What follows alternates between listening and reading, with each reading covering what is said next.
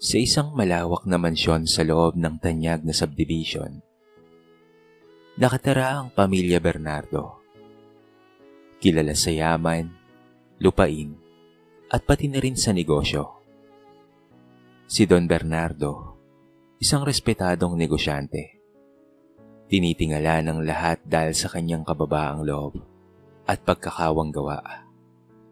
Ngunit sa likod ng magandang imahe ng pamilya, ay may lamat na unti-unting lumalaki. Ang asal ng kanyang dalawang anak na sina Albert at Jessie. Si Albert ang panganay, sanay sa luho at kapangyarihan. Sa murang edad ay nagkaroon na ng sariling kotse, mamahaling relo, at grupo ng mga kaibigang tulad rin niya. Mayayabang at mapanlait. Kapag hindi nasusunod ang gusto niya, nagwawala ito at sisigaw sa mga kasambahay na tila alipin. "Hindi niyo ba alam kung sino ako?" Madalas niyang sigaw, habang itinatapon ang baso ng juice kapag hindi malamig. Si Jessie, ang ikalawa, ay kahawig ni Albert sa ugali, palaaway, mapangmata, at palaging nakataas ang kilay. Maganda siya, maraming kaibigan. Ngunit ang kagandahang iyon ay natatabunan ng kanyang kasamaan sa loob. Mahilig siyang manlait ng mahihirap na empleyado ng kanilang ama. At madalas pa nitong sabihing, "Hindi ko kasalanan kung ipinanganak kayong mahirap." Ngunit sa kanilang tatlo, may isang naiiba. Ito ay si Nicole, ang bunsong anak.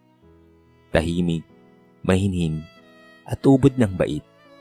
Habang ang mga kapatid ay abala sa paglalakwatsa, si Nicole naman ay tumutulong sa mga kasambahay na mag-ayos ng mesa o magpakain sa mga alagang aso. "Huwag mo ang gawin yan, Nicole. Para yan sa mga katulong." Madalas sabihing may pang-uuyam ni Jessie. Ngunit ngumiti lamang si Nicole. "Wala namang masamang tumulong, ate." Dahil sa kabaitan niya, madalas siyang tampulan ng tukso. Minsan, habang kumakain silang tatlo, tinulak ni Albert ang plato ni Nicole. "Ang hina-hina mo. Wala ka talagang dugong Bernardo. Siguro ampun ka lang, no?" Tumawa naman si Jessie. "Oo nga, hindi bagay sa lahi natin ang lampa at tuwag." Tahimik lamang si Nicole. Pinilit na wag umiyak. Sanay na siya sa ganitong pangapi. Sa halip na gumanti, tumayo siya at nagpasalamat pa rin sa mga kasambahay na naglikpit ng kanyang kalat. Ngunit sa kaloob-looban niya, ramdam niya ang kirot ng mga salitang iyon. Mga salitang paulit-ulit na tumatama sa puso niyang walang ibang hangad kung hindi ang pagmamahal ng kanyang pamilya. Kinagabihan, habang tulog na ang lahat, lumapit si Mang Lando, ang matandang hardinero, sa dalagang tahimik na nakaupo sa balkonahe. "Huwag mong dibdibin, iha. Alam kong mabait kang bata. At balang araw, makikita rin nila kung gaano kalinis ang puso mo." Napangiti si Nicole at mahina niyang sagot. "Salamat po, Mang Lando. Hindi ko po sila masisisi. Siguro, ako po talaga ang kakaiba." Ngunit hindi niya alam, sa kabila ng kawalang pansin ng mga kapatid, ay may dahilan ang kanyang pagiging kakaiba. Isang lihim na magpapabago sa lahat ng kanilang buhay. Sa likod ng magarang bahay na yon, nagsisimula na ang unos. Sapagkat sa bawat kayamanang tinatamasa, may katotohanang pilit na itinatago. At isang araw, ito'y puputok na parang kulog sa kalangitan ng pamilya Bernardo. Makalipas ang ilang araw, lalong tumindi ang pangapi ni na Albert at Jessie kay Nicole. Para sa kanila, ang pagiging tahimik at mabait ng kapatid ay isang kahinaan. Lahat ng kilos ni Nicole ay napapansin nila at ginagawa ng dahilan para pagtawanan. Maging ang mga kasambahay natatakot na rin kumampi sa dalaga dahil baka mapagalitan ng dalawa. Isang umaga, habang nag-aalmusal, naisipan ni Jessie na maglaro ng masamang biro. "Kuya, Alam mo bang may fashion show daw si Nicole sa school nila? Sabi niya habang nagpipigil ng tawa. Ha? Fashion show? Ang kapatid nating lampa?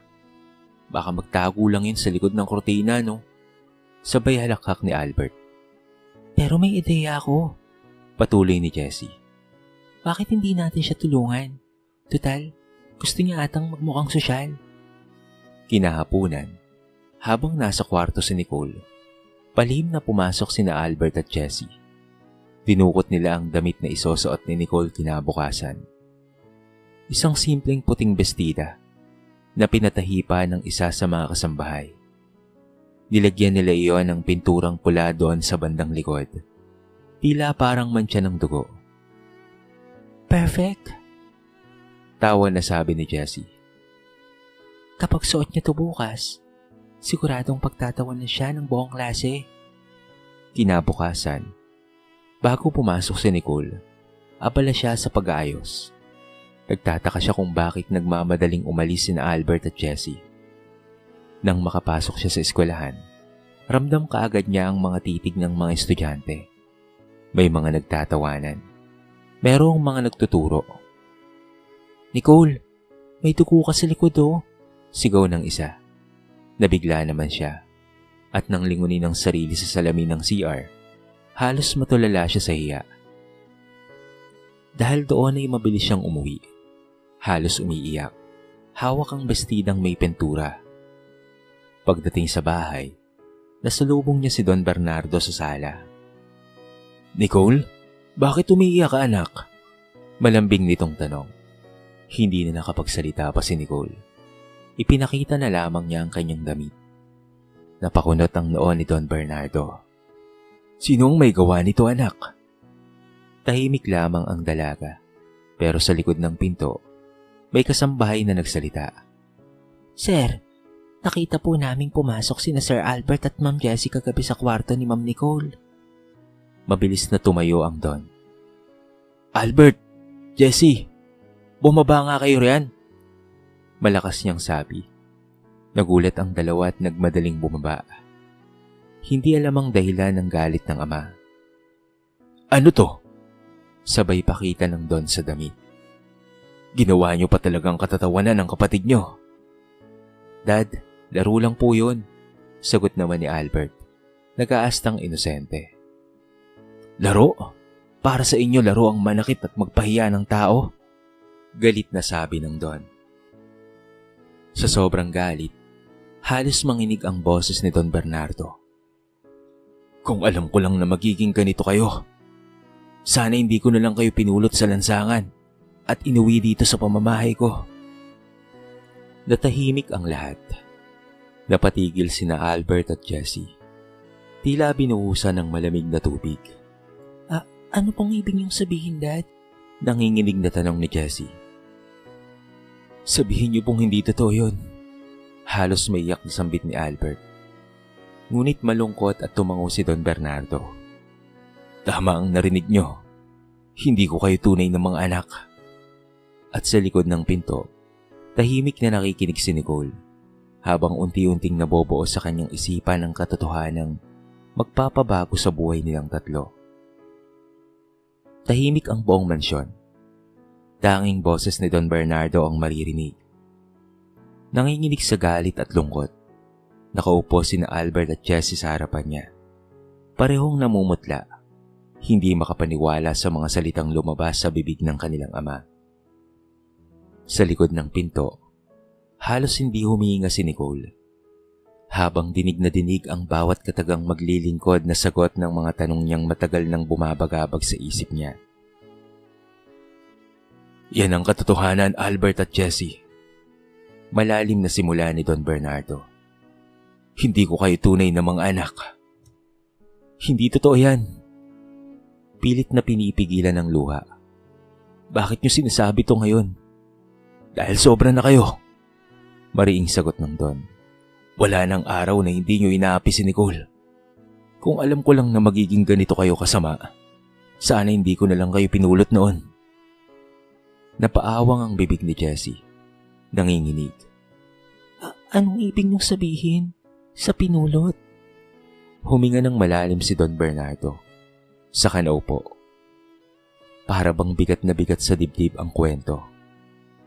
Noon, bago pa ipinanganak si Nicole, matagal na naming gustong magkaanak ni Margarita. Pero hirap siyang magbuntis. Araw-araw ay umiiyak siya. Nananalangin na bigyan kami ng kahit na isang anak lang. Hanggang isang araw, habang nagdarasal kami sa simbahan, may narinig kaming iyak ng sanggol sa labas. At paglabas namin, may isang basket na nakalagay sa tabi ng pader. May kasamang papel na nakasulat lang. Patawarin niyo ako. Wala akong kakayahang alagaan siya. Tahimik si Albert. Nakayuko. At ako po ba yun? Mahina niyang tanong. Oo, sagot ng Don. Ikaw ang sanggol na yon, Albert. Pinangalanan ka namin ni Margarita mula sa patron ng simbahan kung saan ka namin nakita. Napatingin si Jessie, halos mabaliw sa katotohanan. Papaano naman po ako? Ako rin po ba? Tumango si Don Bernardo. 1 taon matapos ka naming ampunin, Albert, may kumatok sa bahay. Isang matandang babae na humingi ng tulong. Ang anak daw niya ay manganganak at walang pera. Tinulungan namin silang makapasok sa ospital. Pero sa kasabaang palad, namatay ang ina sa panganganak. Ang lola ng sanggol, matanda na at mahina, lumapit sa amin at umiiyak. Nakiusap siyang kupkupin namin ng bata dahil wala siyang kakayahang buhayin ito. At ikaw yan, Jessie. Hindi totoo to, bulong ni Jessie habang umiiyak. Bakit niyo itinago sa amin? Dahil minahal namin kayo, sagot ng Don. Walang pagkakaiba sa dugo o lahi. Pareho ko kayong itinuring na anak. Pero ngayon, pati kapatid niyong si Nicole ay inaapi niyo. Hindi ko na kayang manahimik pa. Nanlumo si Albert. Ibig sabihin, si Nicole, siya lang ang tunay niyong anak ni Mama. Tahimik na tumango si Don Bernardo. At sa sandaling iyon, tumulo rin ang kanyang luha. Oo, si Nicole ang tanging bunga ng aming pagmamahalan. At ikinamatay siya ng inyong ina para lamang maipanganak. Sa likod ng pinto, hindi napigilan ni Nicole ang mapahawak sa kanyang dibdib. Para bang sabay-sabay na sumabog ang lahat ng emosyon. Lungkot, takot, at pangunawa. Ngayon niya naunawaan kung bakit tila espesyal ang turing sa kanya ng kanyang ama. At kung bakit tila may lungkot sa tuwing binabanggit nito ang pangalan ng kanilang ina. Ngunit ang katahimikang iyon, habang si Albert ay nakayuko, si Jessa ay tuluyang napaiyak. Ang dating malakas na tinig ng mga anak ng Don ay napalitan ng katahimikan at pagsisisi. Ngunit ang katahimikang iyon ay simula pa lamang dahil pagkatapos ng gabing iyon, wala nang babalik sa dati. Naging malamig nga at tahimik ang buong mansyon. Wala nang naririnig na tawanan o sigawan mula kina Albert at Jessie. Ang dating punong-puno ng yabang at ingay na tahanan ay tila naging simbahan ng katahimikan. Lahat ng kasambahay ay nagtataka, ngunit walang gustong magsalita. Sa kanyang kwarto ay nakaupo si Nicole sa kilid ng kama. Tanga ng lumang laruan na minsang ibinigay ni Don Bernardo noong bata pa lamang siya. Ang mga salitang narinig niya kagabi ay paulit-ulit na bumabalik sa kanyang isipan. Si Nicole ang tanging tunay naming anak. Hindi niya alam kung matutuwa ba siya o maiiyak. Totoo nga bang siya lamang ang tunay na anak? Kung ganoon, bakit ganoon na lamang kasakit para sa kanya ang nangyari? Hindi ba't masakit isipin na ang mga taong itinuring niyang kapatid ay hindi kailanman nakaramdam ng pagmamahal sa kanya? Kumatok si Don Bernardo. Nicole, anak, maaari ba kitang makausap sandali? Tahimik siyang tumango at pinapasok ang ama. Umupo ito sa tabi niya. Halatang pagod at mabigat ang loob. Alam kong narinig mo ang lahat kagabi, anak. Marahang sabi ng Don. Tumango si Nicole. Opo, Dad. Pero wag po kayong mag-alala. Hindi ko po sila kamumuhian. Naiintindihan ko po. Napatingin sa kanya ang Don. Nagulat sa kabutihan ng anak. Hindi ka galit sa kanila? Hindi po, Dad. Sagot niya. Mahina pero matatag. Kahit anong mangyari, sila pa rin po ang kuya at ate ko. Hindi nila ginusto kung saan sila nanggaling. Siguro kailangan lang nila ng panahon na tanggapin. Napaluha si Don Bernardo at marahang niyakap ang kanyang anak. Napakabait mo, anak. Hindi ko alam kung saan mo hinuhugot ang kabutihan mong yan. Pero sana, maranasan ng mundo kung gaano kadalisay ang puso mo. Habang magkausap sila, sa kabilang silid naman ay umiiyak si Jessie sa unan. Basang-basa ang mukha. Si Albert naman ay tahimik sa balkonahe. Hawak ang bote ng alak pero hindi makainom. Kinuha tayo sa lansangan. Tapos ganito ang igaganti natin. Bulong niya, puno ng pagsisisi. Makalipas ang ilang araw, sinubukan ni Jessie na kausapin si Nicole. Nasa hardin si Nicole noon. Nagdidilig ng mga halaman. Nicole? Mahina niyang tawag. Lumingon si Nicole at kumiti. Ate, gusto mo po ng tubig? Hindi nakasagot kaagad si Jessie. Napahagulgol na lamang siya. Patawad, Nicole. Lahat ng ginawa ko sa'yo, lahat ng pangungutya, at lahat ng masasakit na salita, patawad sa lahat. Hinawakan ni Nicole ang kanyang kamay. Tapos na yun, ate. Wala nang sama ng loob. Masaya ako na nakausap kita ngayon. Sa di kalayuan, nakatanaw si Albert. Tahimik lang siyang nakamasid. Pero sa kanyang puso, nagsimulang mabasag ang kapal ng pader ng kanyang kayabangan. Kinagabihan, habang tahimik silang tatlong magkakapatid na kumakain, walang salitang lumalabas. Ngunit sa ilalim ng katahimikan, may bagong damdaming umusbong. Ang pag-asa ng pagbabago. Hindi pa man buo ang kapatawaran, ramdam ng lahat na may liwanag ng unti-unting pumapasok sa tahanang minsang nabalot ng kasamaan. Makalipas ang ilang linggo, unti-unti nang nagbago ang takbo ng buhay sa mansyon ng mga Bernardo.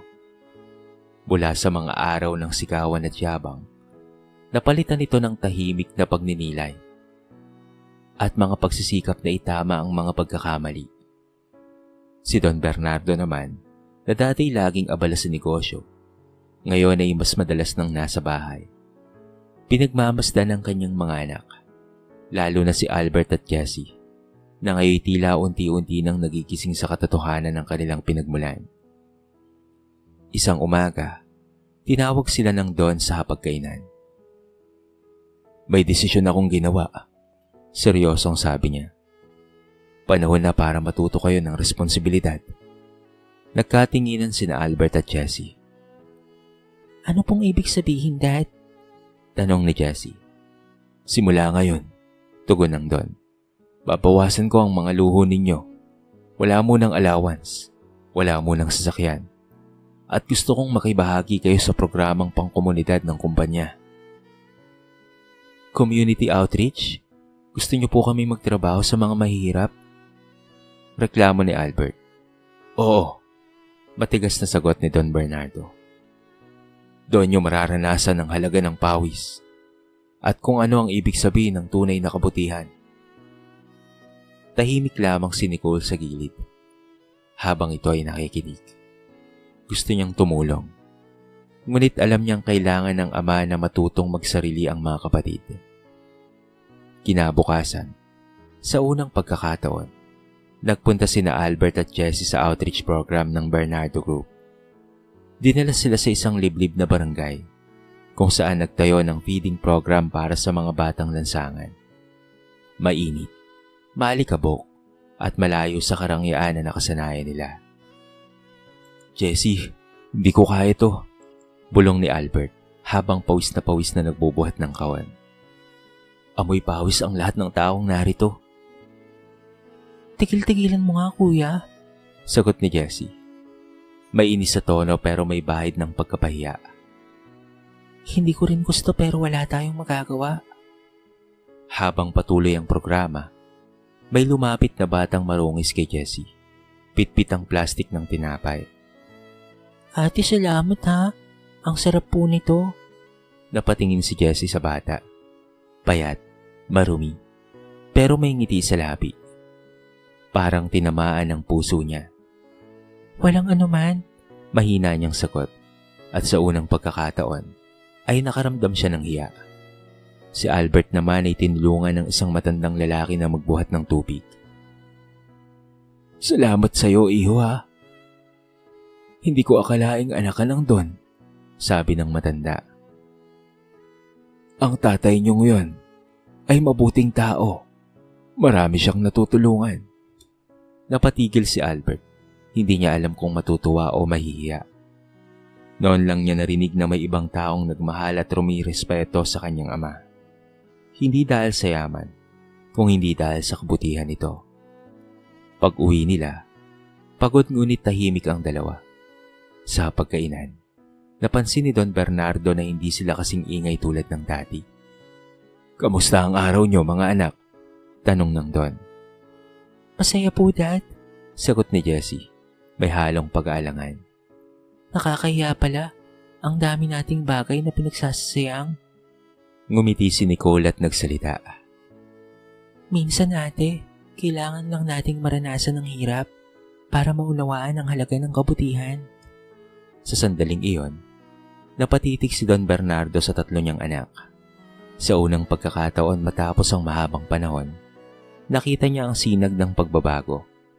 Maaaring mabagal, ngunit ang hangin ng kabutihan ay unti-unti nang pumapasok sa puso ng mga minsang palalong anak ng Don. Lumipas ang mga buwan, at habang patuloy na nagbabago sina Albert at Jessie, si Nicole naman ay abala sa paghahanda para sa isang mahalagang araw, ang pagtatapos niya sa kolehiyo. Hindi naging madali ang mga taon ng pag-aaral. Madalas siyang mapuyat.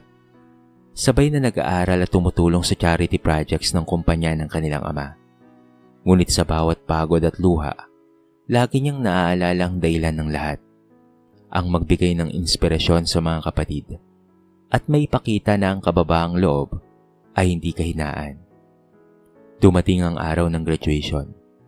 Puno ang auditorium ng mga magulang, estudyante at pati na rin mga guro.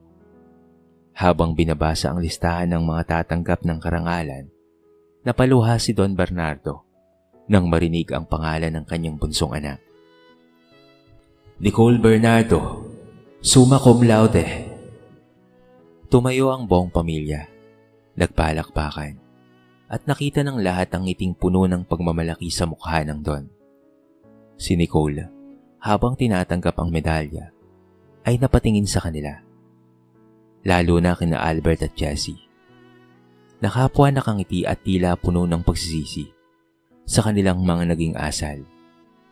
Pagkatapos ng seremonya, niyakap ni Don Bernardo si Nicole. Anak, ipinagmamalaki kita. Hindi lang dahil sa karangalan mo, kung hindi dahil sa tinuruan mo kaming lahat ng kababaang loob. Ngumiti si Nicole. Dad, hindi ko po magagawa ito kung di mo kami tinuruan ng tama. Kayo po ang unang gumawa ng kabutihan. Sinundan ko lang po. Mula noon, si Nicole ay naging bahagi ng outreach division ng kumpanya ng kanilang ama. Hindi siya pumili ng marangyang opisina o mataas na posisyon. Mas pinili niyang magtrabaho sa field, tumulong sa mga pamilya, magturo ng mga kabataan, at manguna sa mga proyektong nagbibigay ng pag-asa sa mga mahihirap. Isang araw, kasama niya sina Albert at Jessie sa pagbubukas ng bagong scholarship program sa isang pampublikong paaralan. Habang binibigkas ni Nicole ang kanyang mga talumpati, napansin ng mga tao ang kapayapaang dumadaloy sa kanyang mga salita. Ang tunay na yaman ay di nasusukat sa dami ng pera o ari-arian. Ito ay nasusukat sa dami ng pusong natutulungan mong umahon. Tumahimik ang lahat at sa likod ng entablado, lihim na napaluha si Don Bernardo. Noon niya tuluyang naunawaan na ang kanyang mga anak, lalo na si Nicole, ay hindi lamang tagapagmana ng kanyang pangalan, kung hindi ng kanyang paniniwala. Pagkatapos ng programa, lumapit si Albert kay Nicole. "Bunso, salamat ha. Kung hindi dahil sa'yo, baka hanggang ngayon, palalo pa rin kami ni Jessie." Ngumiti si Nicole. Hindi mo kailangang magpasalamat, kuya. Ang mahalaga, natuto tayong lahat. Hindi huli ang lahat para maging mabuti. Ngayon, sa bawat proyektong ginagawa ng Bernardo Group, laging naroon si Nicole, ang pusong bumubuhay sa kabutihan ng pamilya. Ang dating mayayabang na mga kapatid niya ay naging inspirasyon ng kabataan, simbolo ng pagbabago, kababaang loob at pagbangon. Sa dulo ng lahat, isang gabi habang nagkikwentuhan sila sa hardin, tinanong ni Don Bernardo ang kanyang mga anak. "Ano ang pinakamahalagang aral na natutunan niyo?" Sumagot si Nicole habang nakatingin sa bituin. Na ang kabutihan po, kahit maliit, kapag itinanim ng tapat, lalago ito at magpupunga ng pagbabago sa puso ng tao. Matapos ang maraming taon ng kapayapaan at tagumpay, dumating ang panibagong pagsubok sa pamilya Bernardo. Ang pagkakasakit ni Don Bernardo. Isang umaga, habang abala si Nicole sa pag-aasikaso ng outreach project, tumawag ang kanilang family doctor. Miss Nicole, kailangan niyong pumunta agad sa ospital. Si Don Bernardo, inatake sa puso. Parang binuhusan ng malamig na tubig si Nicole. Agad siyang nagtungo sa ospital. Sinabayan ni na Albert at Jessie na noon ay nasa kani-kanilang mga negosyo. Habang nasa loob ng ICU, nakita nilang nakaratay ang kanilang ama. Mahina ngunit gising. Dahan-dahan niyang inunat ang kanyang kamay at sabay-sabay silang lumapit. "Mga anak," mahinang sabi ng Don. "Kung sakali mang hindi na ako magtagal, gusto kong ipangako niyo sa akin na magmamahalan kayo. Huwag niyong hayaang sirain kayo ng kayamanan. Yan ang tunay na kayamanan, mga anak. Ang pagmamahalan bilang magkakapatid." Napaluha silang tatlo. Ngayon malinaw na sa kanila ang halaga ng bawat isa. Hindi na tulad ng dati. Wala na ang yabang ni Albert at Jessie. At si Nicole naman ay naging sandikan ng dalawa. Matapos ang ilang linggo, nakarecover si Don Bernardo. Ngunit kinakailangan ng mahigpit na pahinga. Kaya't ipinasa niya ang pamumuno sa kumpanya kay Albert, sa tulong ni na Jessie bilang co-director at ni Nicole bilang Head Outreach and Human Resources. Noon ay napansin ng mga empleyado ang malaking pagbabago sa dating mayayabang na magkakapatid. Si Albert na dating palalo at mainitin ng ulo ay naging mapagpakumbaba at marunong ng makinig. Madalas pa siyang makitang kausap ang mga ordinaryong staff. Pinakikinggan ang kanilang mga hinaing. Si Jessie naman na dati gastadora at mapanlait ay naging masinop at responsable. Kadalasang nagdo-donate sa mga institusyong tumutulong sa kababaihan. Ngunit sa kabila ng lahat, dumating ang panibagong tukso. Isang kasosyo sa negosyo ang naghangad ng makuha ang kumpanya sa pamamagitan ng panlilinlang. Dahil sa mga huwad na dokumento at paninira, muntikan nang mawala ang kalahati ng pag-aari ng pamilya. "Hindi ko hahayaang makuha nila ang pinaghirapan ni Dad," mariing wika ni Albert. Hindi rin tayo dapat nagkumanti sa maling paraan. Mahinahong tugon ni Nicole. Ipaglaban natin to sa tamang paraan at katotohanan. Pinili nilang magsanib puwersa at ipaglaban ang karapatan ng kanilang pamilya sa legal na paraan. Si Nicole ang nanguna sa pagharap sa korte. At dahil sa kanyang katapatan at matibay na prinsipyo, sila nga ay nagtagumpay.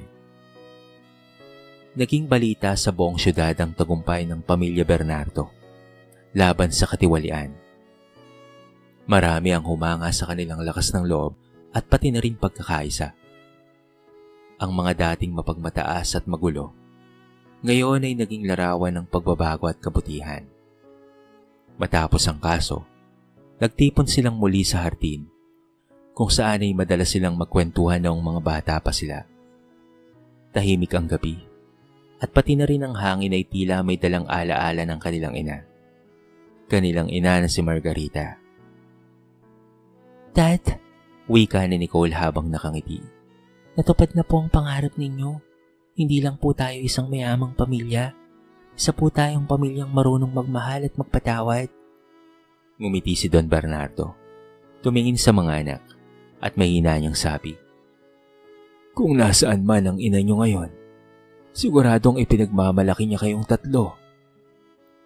At sa gabing iyon, habang nagkakantahan ng tatlong magkakapatid sa ilalim ng liwanag ng buwan, malinaw sa kanilang lahat. Ang mga sugat ng nakaraan ay tuluyan ng nagilom.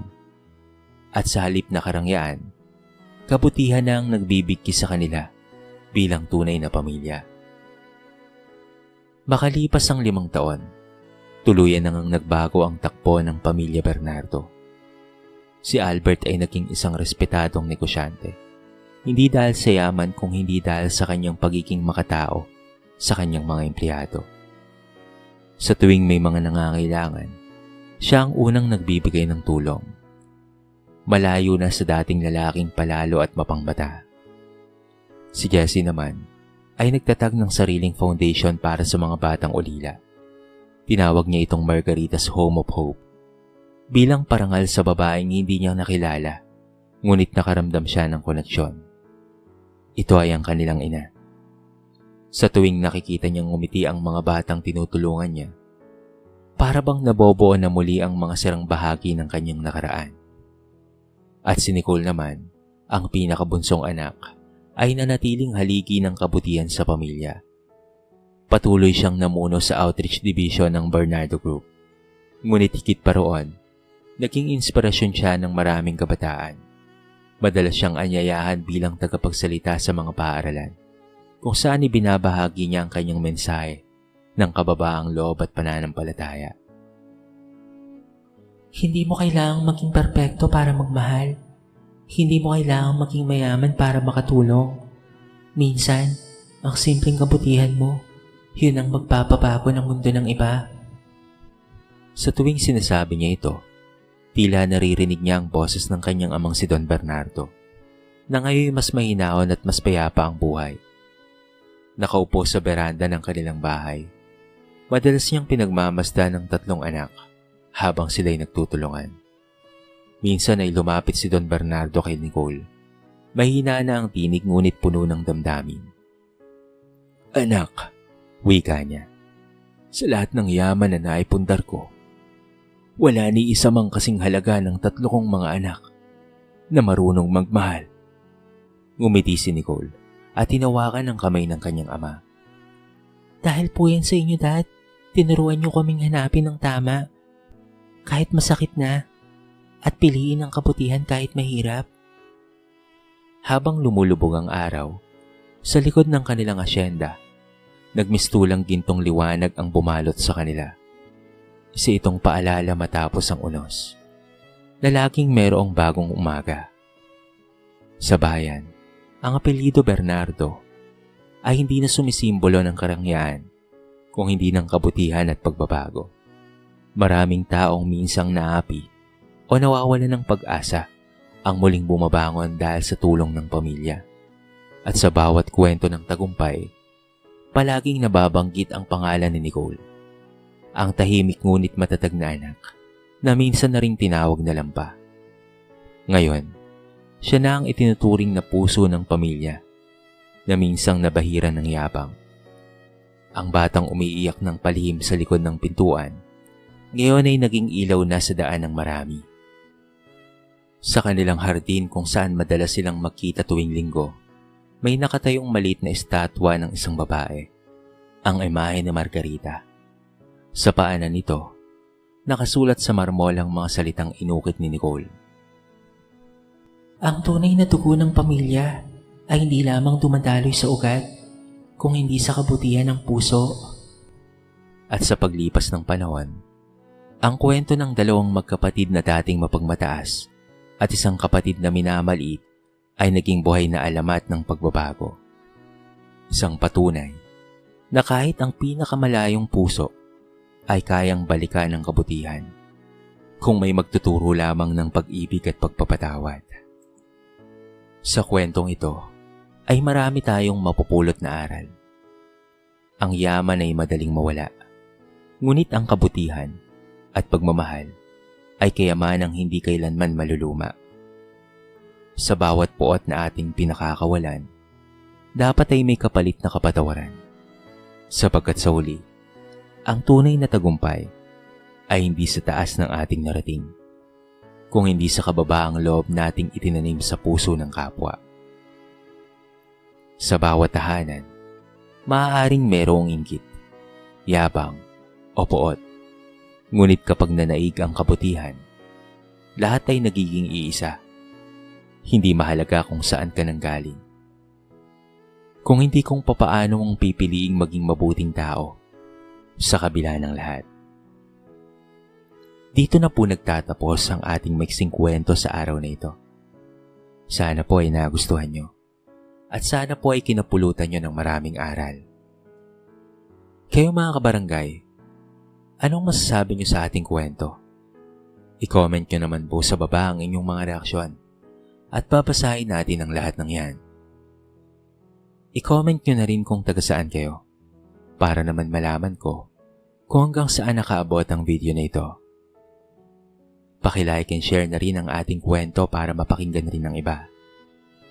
At kung bago ka pa lamang sa ating channel, baka naman pwedeng pakitang subscribe button at bell notification button para palagi kang updated sa mga bago nating upload na katulad nito. So paano mga kabarangay? Hanggang sa muli, thank you so much and peace out!